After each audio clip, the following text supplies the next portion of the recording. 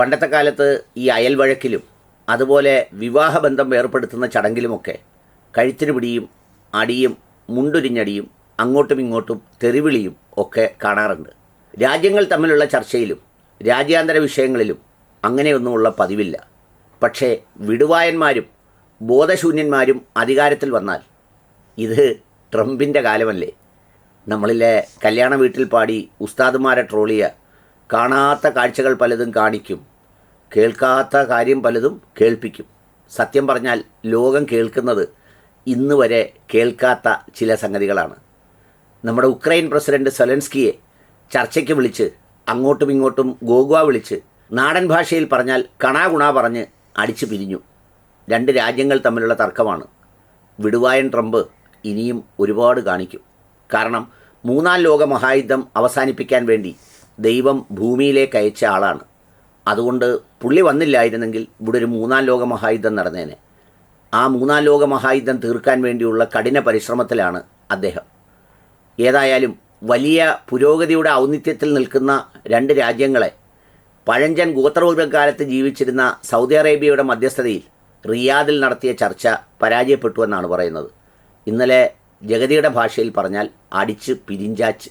ഉക്രൈനെ അടിക്കാൻ വിട്ട ചരിത്രവും പിന്നിൽ നിന്ന് നാറ്റോ തള്ളിക്കൊടുത്തതും ഒക്കെ സമീപകാല ചരിത്രമാണ്. ഈ സൊലൻസ്കി എന്ന് പറയുന്ന ഒരു പാവപ്പെട്ടവൻ സമാധാനത്തോടെ അവിടെ ജീവിച്ചുകൊണ്ടിരിക്കുമ്പോൾ വല്യേട്ടൻ്റെ മുറുമുറുപ്പിനെ സഹിച്ച് കീഴടങ്ങി അങ്ങ് ജീവിച്ചാൽ മതിയായിരുന്നു. അപ്പോഴാണ് അമേരിക്കക്കാരൻ എന്ന് പറയുന്ന നീതിമാൻ അവിടെ എത്തി എല്ലാവരുടെയും പിന്തുണയോടെ അവിടെ നാറ്റോയുടെ നമ്മുടെ ബ്രഹ്മപുരത്തെ മാലിന്യ നിർമ്മാർജ്ജന പ്ലാന്റ് പോലെ ഇവരുടെ കയ്യിലുണ്ടല്ലോ യുദ്ധവും വെടിക്കോപ്പുകളും നിറഞ്ഞ ഒരു മാലിന്യ നിർമ്മാർജ്ജന സംവിധാനം, അതുകൊണ്ടുവന്ന് അവിടെ സ്ഥാപിക്കണമെന്ന് പറഞ്ഞപ്പോഴാണ് റഷ്യ കൈകൊടുത്തത്. ആ കൈകൊടുപ്പ് ഇത്രയും നാൾ നീണ്ടു നിന്നു. ഞാനടക്കം എല്ലാവരും വിചാരിച്ചത് വളരെ പെട്ടെന്ന് റഷ്യയ്ക്ക് ഉക്രൈനെ ഫിനിഷ് ചെയ്യാൻ കഴിയുമെന്നാണ്. എന്നാൽ ഇപ്പോഴത്തെ യുദ്ധങ്ങൾ അങ്ങനെ വേഗത്തിൽ തീരുന്നതല്ല. രണ്ടർത്ഥത്തിലും പ്രതിരോധവും ചെറുത്തുനിൽപ്പും ഉണ്ടാകുമെന്ന് മനസ്സിലായി. ഏതായാലും അങ്ങനെ പോകുന്നതിനിടയിലാണ് ട്രംപൻ വന്നത്. ട്രംപിന് കച്ചവടമാണ് പ്രധാനം.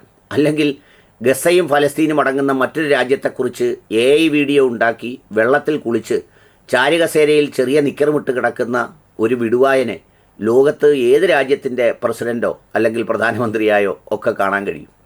ഏതായാലും അങ്ങനെ നിൽക്കുന്ന സമയത്താണ് റഷ്യയുമായി കരാറുണ്ടാക്കി ചർച്ചകളൊക്കെ ഉണ്ടാക്കിയത്. അപ്പോൾ ഉക്രൈൻ്റെ കയ്യിലുള്ള ധാതുമണൽ അതിൻ്റെ കുറച്ച് അമേരിക്കയ്ക്ക് വേണം. ഈ വരവിൽ അമേരിക്കയുടെ പ്രധാനപ്പെട്ട ലക്ഷ്യം കുറച്ച് നഷ്ടവും കഷ്ടവും പട്ടിണിയും സാമ്പത്തിക പ്രതിസന്ധിയൊക്കെ ഉണ്ട്. എല്ലാ രാജ്യങ്ങളെയും കൊള്ള ചെയ്ത് അത് ഒപ്പിക്കണം. ഒപ്പം ട്രംപിൻ്റെ റിയൽ എസ്റ്റേറ്റും കച്ചവടവും പൊടിപൊടിക്കുകയും വേണം. ഏതായാലും അതിനാണ് സൊലൻസ്കിയെ വിളിച്ചത്.